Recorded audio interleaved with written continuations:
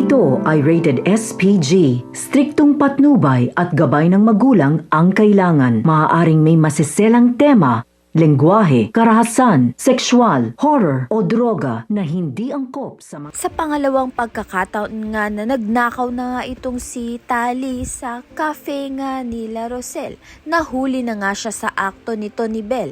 Kaya naman nga dahil dito, sinumbong niya nga ito kay Rosel. Sinundan naman nga ni Rosel kung saan papunta itong si Tali. At doon nahuli niya nga itong si Tali na ibinibigay nga kay Melania ang nanakaw niyang pera sa cafe.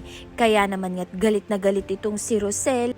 Binigyan nga niya ng freedom itong si Tali na sumama nga sa kanyang ina na si Melania at iwan na nga itong si Rosel. Sa kabilang banda naman nga may bagong update nga sa mga investigador nito ni Rosel at doon natukoy nga na may tinapon na bata na kaparehas na taon kung kailan niya pinanganak itong si Bel.